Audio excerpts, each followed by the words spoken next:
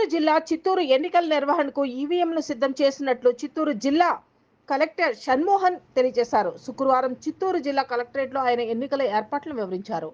Polling కేంద్రాల్లో అన్ని సదుపాయాలను కల్పించేందుకు చివరి దశ ఏర్పాట్లు చేస్తున్నట్లు కలెక్టర్ చెప్పారు.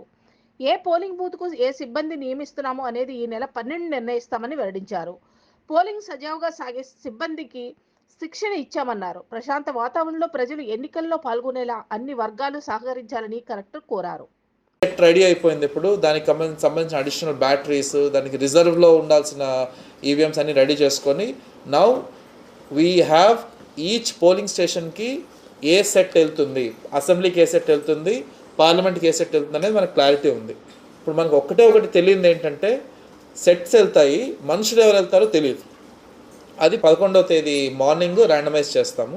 నేను ఈరోజు కొంచెం అబ్జర్వర్స్తో మాట్లాడుకొని నేను షెడ్యూల్ మీకు చెప్తాను రేపు.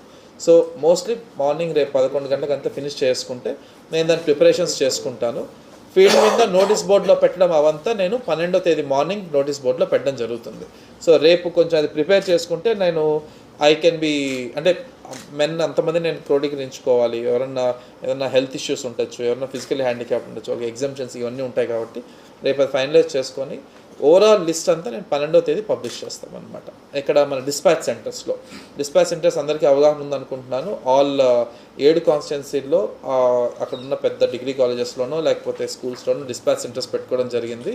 12వ తేదీ మార్నింగ్ 7 o'clock నుంచి ఈచ్ పోలింగ్ పార్టీకి ఆ పోలింగ్ స్టేషన్ కూడా తెలిసిపోయి ఉంటుంది. కాబట్టి 12వ తేదీకి వాళ్ళకి ఇవ్వాల్సిన ఈవీఎంస్, వాళ్ళకి ఇవ్వాల్సిన అదర్ ఫార్మ్స్, ఎన్వలప్స్, సీళ్ళు, తర్వాత ట్యాగ్స్ ఇవన్నీ ఉంటాయన్నమాట. పోలింగ్ పద్ధతిలో ఉపయోగపడేటివి అవన్నీ కలిపి ఇచ్చి 12:30, 1 గంటకు వాళ్ళకి భోజనం పెట్టి మనం అలాంగ్ విత్ ఈ మెషిన్స్తో సహా వాళ్ళని మనం ఇటు పంపిస్తాం. ఎక్కడికి పోలింగ్ స్టేషన్కి పంపిస్తాం.